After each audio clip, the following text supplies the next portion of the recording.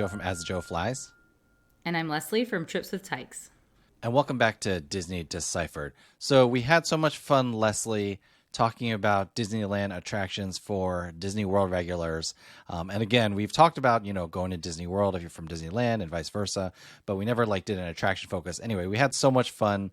And, it is the summer, so we're being a little more relaxed. So we thought we would do the Disney World version. Now, there's a lot more attractions overall at Disney World, so we're going to get right into it. But before we get into that, Leslie, I would say, we've said it before, but the major difference between Disney World and Disneyland is just how spread out everything is. And if you're a Disneyland regular, I think it's kind of shocking just how far it is between things. And on top of that, I don't know about you, Leslie, but to me, I almost think of Disneyland and California Adventure as just like one park, just separated by a promenade. Whereas the 4 parks at Disney World feel very distinct to me. So I don't know if that's a good characterization, being the Disneyland regular that you are. Yeah, I feel like there are thematic differences between DCA and Disneyland for sure. But in terms of walking time, it's like going from what used to be called Future World, and I still don't know the name of it, in EPCOT to World Showcase. Between DCA and Disneyland. So if you think of it that way, it sort of changes your strategy and your perspective. Yeah, and because of that, you did break things down into Disneyland and to DCA.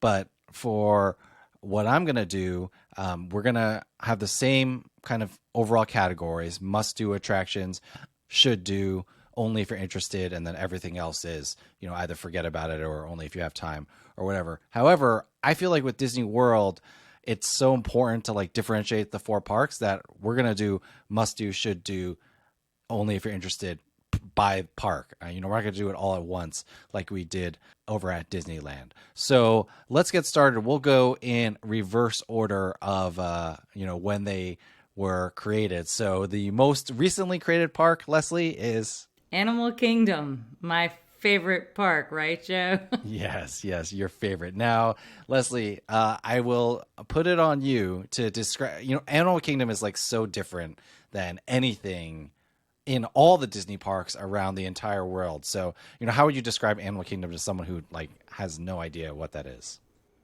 Well, it's not a zoo, but it is a zoo. Definitely. Well, whoa. Yeah. Not a zoo. It's an animal themed park, and not necessarily only live animals, but sort of things inspired by animals and nature and conservation. So, I sort of think of it, if the Sierra Club created a theme park, this is what you get. Yes. So very well themed, very well done. So let's get straight into it. Must do attractions. And you know what I found, Leslie, while I was doing this for Walt Disney World? I feel like Disney World has a lot of, must do attractions for people from Disneyland. But I found that at the second and third tier, it's not as interesting. I don't think it's as unique. Maybe that's just my bias being at Disney World so much. It's not as exciting to me. But I would say that Animal Kingdom has some of the best must-dos at Walt Disney World, and the 3 that I put on here were Kilimanjaro Safaris, which is a safari, an animal safari done only how Disney can do it. Just incredibly well done, well themed, amazing animals, amazing landscapes. It's a really awesome attraction.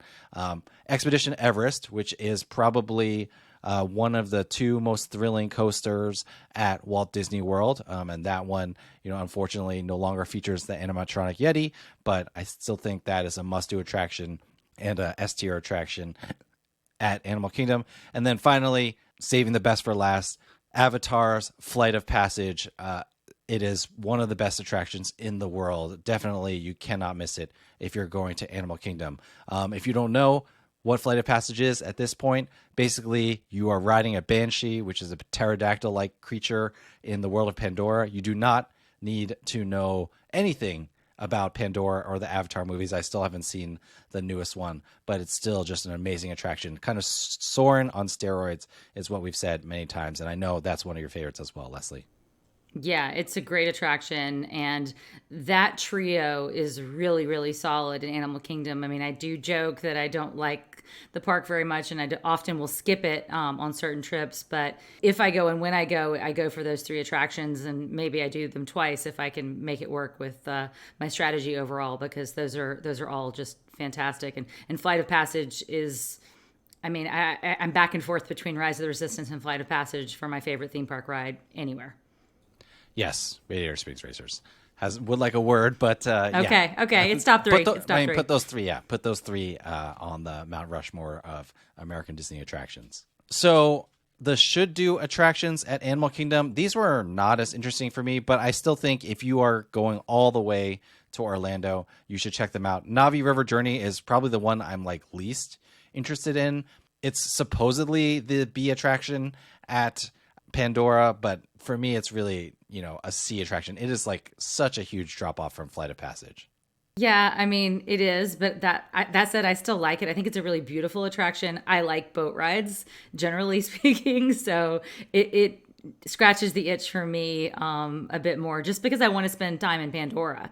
I think a lot of people, they just want to take it all in, and that's one of those attractions where you can take it all in. So it's usually a must do for me. I mean, I agree with you. It's not make or break, and it's not Disney's best, but it's just sort of part of getting the feel of the land, especially if you're a first timer.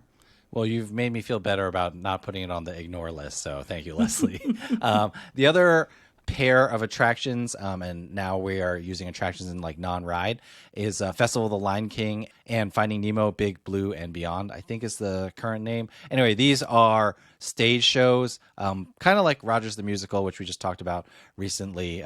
Hopefully that's going to keep running, but you never know. But Festival of the Lion King, Finding Nemo, these have been running at Animal Kingdom in one way or another for a long time, and I think they're definitely worth checking out. At least one of the two. It's a lot to like kind of put a lot of shows into your Disney trips, but especially in the summer when it's super hot, definitely check that out. And then only for Animal Kingdom did I have this, but I do think that you should, and this is not quite an attraction, so it's a little bit of cheating, but I do think you should spend some time exploring, because any Disney nerd knows that Joe Rohde designed the park, and he did such an amazing job theming all the different lands, Asia, Africa, everywhere that there is Pandora, all the different places in Animal Kingdom, and it does reward just some exploration. That's something you're not going to want to do in the summer, but if you're there in the cooler months, it's definitely worth doing. Totally agree. All right, well, let's move on to what you should do only if you're interested in it. Yeah, so my kids really like the wildlife shows like Feathered Friends in Flight. I think those are worth checking out if your kids are into those kinds of things. So definitely, if you're thinking about it, do it. Dinosaur, you put Indiana Jones as a must-do at Disneyland. I find Dinosaur to be almost opposite, almost didn't make my list, but it's the same ride attraction. I think they're going to retheme it eventually. Check it out, especially if you're a Disneyland fan, just to see what kind of Indiana Jones East is. I don't like Indiana Jones. I've said this. I guess I like the dinosaur theme a little bit better because it's a little less scary, but it's just not, it doesn't move the needle in the same way. Yeah, I love Indy, as you know, but Dinosaur, how can you take the same ride vehicle and make the attraction so much worse? I mean, it's not a bad. The pre-show is better. Yeah, that's the best part. That's fair. That's fair. But the attraction, for whatever reason, just never really fully delivers. But I think a lot of Disney nerds will want to see it for that comparison. So I do it more than I probably should, because I'm always just trying to like figure out like, why is this not Indiana Jones? But there you go. Yeah, and there are very few other attractions at Animal Kingdom. There's just like character meet and greets and things like that. I have, I would say one unique thing that I do not recommend because it will traumatize your children is it's tough to be a bug. And if you're not there to traumatize your children, I know some people really love it, but not this podcast. I apologize. And my daughter saw my list as I was putting it together, and she said, "How dare you not put Kali River Rapids on?" Well, because it's not worth going on unless you are, well, she's 10 years old now. I bet you actually, if we go on it again when she's 10 or 11, she's like, this ride's too short, but we'll see. Yeah. So anyway, everything else at Animal Kingdom, you can probably ignore, but if you're there for a full day, honestly, there's so few attractions at Animal Kingdom, you'll probably get a chance to do all of them. All right, let's keep going back in time. So what's the next theme park that we're handling at Walt Disney World? Hollywood Studios, of course, the original MGM Studios. So, what is on your must-do list there? Yeah, and a reminder that we didn't include any attractions that are like exactly the same between the two coasts. So like Rise of the Resistance, Smuggler's Run, Mickey and Minnie's Runaway Railway, they're exactly the same on both coasts. So they're not on the list at all. Just it's up. Exactly what that attraction feels like. So you go on that if you want to go on that. That's of course if you're a Disneyland regular. If you're not, all three of those probably should be on your must-do list. But in terms of the unique attractions at Hollywood Studios, I actually only have one, and that would be Slinky Dog Dash.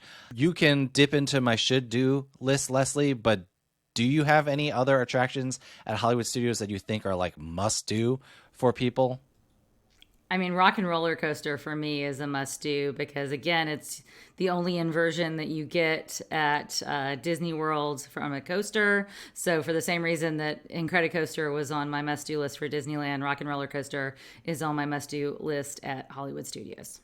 That's fair enough. I think that I am like inherently biased against Rock and Roller Coaster. It is on my should-do list. But Leslie, that time I wrote it with you, that was the first time I noticed that I was having serious back problems. And, it took me 2.5 years or so to deal with those. So maybe in my head, I just have something against Rock and Roller Coaster. Because I remember it was that launch. I was like, my back does not feel right. Ooh, yeah. I mean, I guess it's like, you eat your favorite food and then you get a stomach bug and then you like are totally turned off from that for years to come. Yeah. Yeah, it's a good point. I was super excited. We were there together. We were going to ride it together. Just to be clear, the back pain didn't come because of Rock and Roller Coaster. It was just then that I like first seriously noticed it. And I'm just, this is like a therapy session, Leslie. I'm like discovering these things about myself and my history in real time as I talk to you. So thank you. Your check's in the mail. Other should-do attractions I have at Hollywood Studios, Tower of Terror. I think that Guardians of the Galaxy Mission Breakout is the superior tower, but I think the Twilight Zone theming is still really awesome at Hollywood Studios, and you should definitely check it out. And now that they finally finished refurbishing all the elevators, it's running like normal again, so you're not waiting like hours and hours to do it. And then probably my controversial should do, but if you've been listening to this podcast for the last 6 months or so, we have fully embraced our Muppet love lately, and it's a very outdated attraction, very 90s at certain points, but Muppet Vision 3D, that's on my should-do list. Yeah, I mean, I can't disagree. And I've also been hearing rumblings that it may not stick around for too much longer. And that's not because Disney is like ignoring the Muppets. Rather, they may be doubling down in new ways when it comes to the Muppets. So perhaps, that section of the park may be repurposed or renovated in some way, shape, or form. So see it while it's still there, because I'm not sure it's going to stand the test of time. Because like you say, it is dated, and that's what makes it awesome, because it feels just like Disney of our childhood. Yeah, and the other reason why I have it on the list is because there's like never a line, so you should do it because you're not gonna have to wait to do it at all. Air conditioning, that too. Finally, at Hollywood Studios, on my only if interested list, again, I'll put the shows that are at Hollywood Studios here. I guess you could include Fantasmic in there, but I was thinking about Beauty and the Beast and the Indiana Jones stunt show. Actually, I really like the Indiana Jones stunt show, but I get that not everyone is going to want to do that. But definitely, normally only if interested is kind of like lukewarm recommendations, but I think if you're really interested in stunts, or if you just watched, I just watched Dial of Destiny today, Leslie, it was actually quite a bit of fun. So, if you're into that kind of stuff, it is like old school Hollywood Studios, MGM Studios, we will say, and they kind of teach you how the magic is made. And so I think it's really worth checking out if you're interested in it. Yeah, I agree. So, Joe, there's something missing from this list. What about alien swirling saucers? Where does it fall? Yeah, do not, Pasco. Go straight to jail. Do it 20,000 times like Joe for his son. Yes, traumatized. I mean, like I've said on previous podcasts, because of how many times I've done it, I have Stockholm syndrome, and my kids are getting too old for it now, and so you miss what you used to have.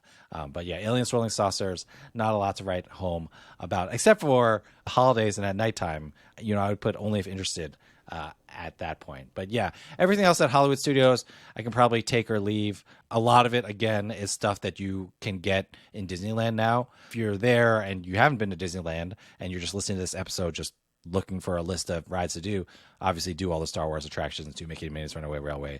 But if you're a Disneyland regular, you can definitely save time and skip those, especially if you only have limited amount of time in Orlando. Yeah, I totally agree. And if you're a Disneyland regular, I find it's possible to do sort of a half day in Hollywood Studios, half day in Animal Kingdom to hit those attractions that, are new to you and really be efficient if you've got the park hopper that way. Yeah, go to Animal Kingdom in the morning, stack Hollywood Studios Lightning Lanes in the afternoon, and you'll be good to go. Check out our Genie Plus 101 episode, or maybe that's in our 201 episode if you are not sure what we mean by stacking lightning lanes, which this is a good time to insert that as a reminder. We are on YouTube now, and we'd really appreciate it if you could like and subscribe to our channel there. Hit that bell button to be notified when we have new episodes. You can find that at youtube.com/@DisneyDeciphered. And while we're at it, Leslie, like we said on our Disneyland episode, you have a ton of content on Disneyland and on Disney World and travel with kids in general. Where can people find that? That's tripswithtykes.com, and I am at tripswithtykes everywhere on social media. And yes, I signed up for Threads, Joe. Just picking up the thread from last episode. Very clean, very clean. Who knows when I release this? I know 500 million people signed up or whatever, but by the time this is released, maybe Threads is already dead. We will see. I mean, probably not, just through too big to fail, but we'll see. We'll see. Like you said, Leslie posted, and this is the problem with all these social media sites, Leslie. I have no idea where you posted it, but you said, what if it's like Google Plus? Everyone signed up for Google Plus, but that was dead on arrival. So we shall see how that, if you're listening to this in the future, maybe what has already happened. But digression aside, you can find me at AzraJoeFlies all over social media. And of course, if you're looking to plan a Disney World or Disneyland vacation, you can email me, josephchung@travelmation.net, and I'd be happy to help you out as your travel agent. Now, let's get to our favorite park, Leslie. Moving back in time, we're not to 1971 yet, but 1982. What are we looking at? EPCOT, definitely our favorite park. So let's start with the must-dos there. You know what's crazy, Leslie? If we'd done this 3 or 4 years ago, we would probably have only had one real, true S tier must do, even though we didn't make it an S tier when we did our ride guide. But I think now there's 3 solid rides that if you're a Disneyland regular, or honestly, if you're just any random Disney visitor, you need to do these attractions at EPCOT. And that would be Guardians of the Galaxy Cosmic Rewind, Frozen Ever After, and Remy's Ratatouille Adventure. Unless you are from Paris, you are going to need to check out all 3 of those attractions. I definitely think those are must-dos. Yeah, I totally agree. I guess with the caveat that Guardians does give a lot of people motion sickness. It is not Mission Space level, but it is one that does give a lot of people some issues. So I do know a lot of people who are ready to try it and tried it, and it didn't go well. So if you think you're in that boat, that might be the only situation where it's not a must-do. Yes, we are just talking about if you have no restrictions. These are our recommendations. I meant to say that at the beginning of the episode, so thank you for that, Leslie. And while we're on the subject, spoiler alert, Mission Space is on my do not ride list. Okay, it's claustrophobic. I have clients who say they never get sick, and they felt sick after they got off that attraction. Do not do Mission Space. Again, another Walt Disney World attraction where the pre-show is the best part. I still don't remember whether I've actually done it, Joe, or not. I mean, it's possible I did it in my early 20s and I don't remember it, but I definitely have not done it since having children. So it's possible that I've missed it entirely.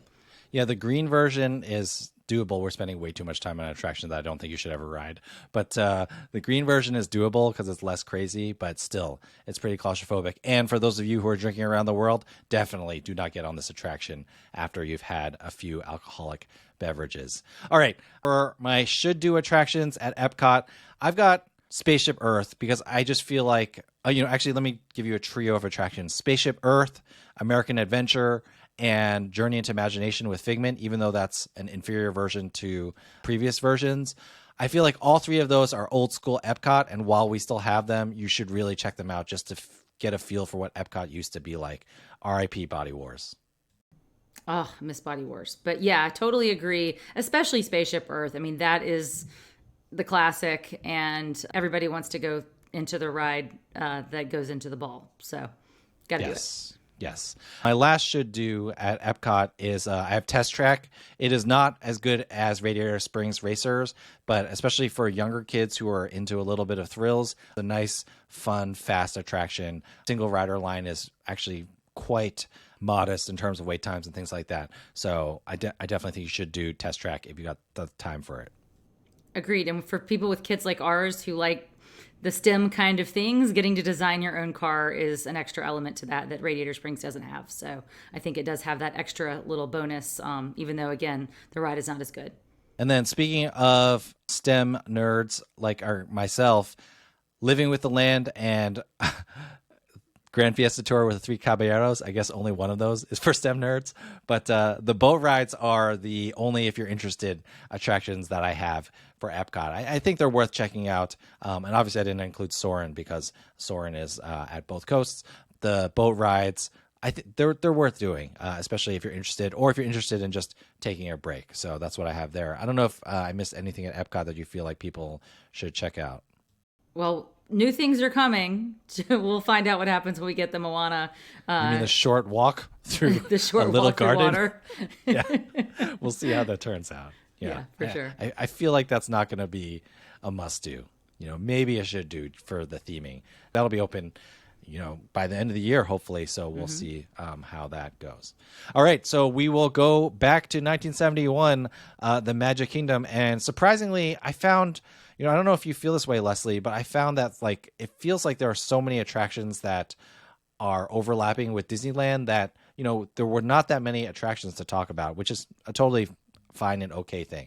Yeah, I think that's right. I mean, the reality is that Disneyland has more attractions per capita in the Castle Park than Magic Kingdom does. So there's a lot to do that's unique, but it's not a massive number when you look at the Venn diagram. Now, let's get to my must-dos. I've got a trio here, and I solidly stand by all three of them.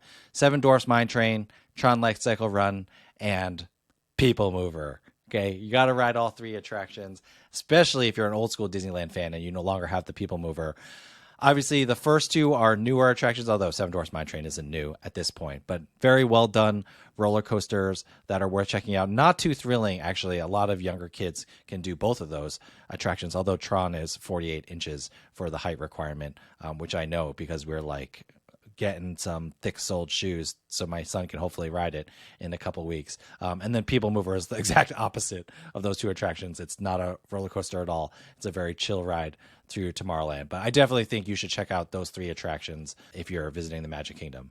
Yeah, I totally agree. Those three are no-brainers for me, and I think I do them. Well, I haven't done Tron yet, but I do the other two every time. For my should-do attractions, the first one I put on here probably has caveats, which you have to have a kid who is of the age that they're going to appreciate this and of the mind that they'll appreciate this. But Enchanted Tales with Belle, which is an attraction where the story of Beauty and the Beast is retold and kids get to play parts in that story. It's like a play that is acted out. I definitely think it's worth checking out if your kids are the right age. It's the only attraction on my list at all that I am qualifying with, you need to be a certain type of person to do that or have a certain type of family. However, the other attractions on here, anyone can do. Small World, Haunted Mansion, of course, are in Disneyland, but I think that they're worth checking out, especially if they're not long lines for them, which is more likely at Small World than it is at Haunted Mansion. But it's nice to, and again, it's only for these two attractions that I put this on there, but it's good to compare with, or it's fun to compare with the Disneyland version. So I would say check those two out. And the other should do that I put on here, I will say that either check out Hall of Presidents or American Adventure, just because it's like old school Disney animatronic patriotism stuff that's worth checking out because, just like Moments with Lincoln, Great Moments with Lincoln. What's it called? Great Moments with Mr. Lincoln. Great Moments with Mr. Lincoln. Sorry, sir, to forget the Mr. and not honor you that way. But just like that at Disneyland, these are patriotic animatronics that really give you a feel for. They remind you what Walt was into, and they're worth checking out. I don't think you need to do both. That's like 60 minutes of your day. Although if it's hot, maybe do both. One's in Epcot, one's in Magic Kingdom, but I think that's worth checking out. Yeah, and I'll add one more item to your should do list. I think you really should do Jungle Cruise at Magic Kingdom because it's a superior version of Jungle Cruise. Just like Pirates is better at Disneyland, Jungle Cruise is better and longer and different, has some scenes that you don't have at Disneyland. So you should do that if you're a Disneyland regular to appreciate and see the differences for yourself. And there's Genie Plus at Jungle Cruise in Florida, and there's not in Disneyland. True, but it's a really popular pick, so it takes Yeah, prioritization. That's a good point. And then the only if interested I have at Magic Kingdom are Monsters Inc. Laugh Floor, just because early on in this podcast we were taken to task by some of our early adopting listeners for never having checked out Monsters Inc. Laugh Floor. So it's a long running joke. And I do think it's worth checking out if you're interested in that or if you need a place to sit for a little while. And then I put Enchanted Tiki Room and Carousel of Progress on there because, again, these are like old school Disney attractions that, may not last forever. Fair enough. Although I'd skip Tiki Room because we got it at Land as well. But you do? I must have skipped it at Land and just ignored it. Yeah, probably. But I haven't done both of them in so long that I think they're identical, but don't quote me on that. And then other than that, like at Magic Kingdom, most of the attractions are just going to be the same. Teacups is the same. Obviously, Teacups is the same. Dumbo's the same. Big Thunder Mountain's a little bit better at Disneyland. And once Splash, what's Tiana's Bayou Adventure, Knee Splash Mountain. Is it knee or nay? No clue. Never known that. Never heard it pronounced. You're supposed to be the cultured one, Leslie. But yes. I'm from Alabama, Joe. So X Splash Mountain. We just pretend we're coastal elites. X Splash Mountain is going to be the same on both coasts whenever that opens. So that'll be that. So, yeah, I think that covers it. It did surprise me. I guess I prefer Disneyland in a lot of ways, maybe because, familiarity, although you have more familiarity with Disneyland, you prefer that as well. And I was thinking that it might be hard to find must-dos at Disney World, but in fact, I think Disney has been pretty clever about splitting up their awesome attractions on both coasts and making it really tough to not visit both at least sometime in your lifetime if you're a Disney fan and you enjoy the Disney parks. Yeah, totally agree. That's why you and I are spending our money to crisscross the country to go to those two parks and then also to the international ones now too. Yes, Golly. Yes. And we keep, we're ships in the night. We keep going west when the other's east and vice versa. So that's true. Off by months and things like that. My Disney do or don't, if you are listening to this and you are Disneyland regular, I would say my Disney do is, or don't, depending on how you think about it, is do travel in the cooler months. Don't travel in the summer if you can avoid it. You were telling me on our Disneyland episode that it gets hot in California. Well, if you think it gets hot in California at Disneyland in the summer months, it is, I am not. Every time I walk outside, it's been 90 degrees every single day this week here in Boston. Every time I walk outside with my kids, I'm like, kids, just want to remind you that it's going to be hotter in Disney in 2 weeks, to the point where it's a running joke. And then one of my kids said it to me because I keep saying to them, you're not prepared. You're not prepared. And so finally, one of my kids said it to me before I could say it to them today, actually, Leslie. And I was like, you know what, buddy? I am not prepared. I've been saying this for myself as much as I've been saying it for you. So if you can avoid it, don't go during the summer months. You'll probably have a better time. The parks will be open longer. And I think especially, if you're visiting and you want to kind of do as much as possible, the heat really slows you down. Luckily, on this trip that we're going on, we're not going to be go, go, go. We're just going to kind of check out what we want to check out. But, it is tough to just do it during the heat. Yeah, it's hard to be completist in hot weather months. I mean, my son and I went and took a 5-night trip last June, so about a year ago. And there were plenty of things that we didn't get to hit just because we had to take several-hour breaks in the middle of the day. And, we were just drained and sweaty and all that good stuff. Yes. So avoid the summer if you can. If you can't, then just do the must-dos and then maybe one or two of the should-dos and just call it a day and, or spread your time out more. And it's still enjoyable. It's still Disney, but it's really hot. I think we did a temperature episode at some point, so definitely go back and find that one. All right. Well, thank you so much, everyone, for listening. Hope you have enjoyed these sister episodes on Disneyland and Disney World for each other's respective non-regulars. Okay, I'm saying that all wrong, but you know what I'm saying. Thank you so much, everyone, for listening. And other than that, Leslie, thank you so much for taking the time to talk to me. And I'll see you continually singing the praises of Disneyland over Disney World. Thanks, Joe.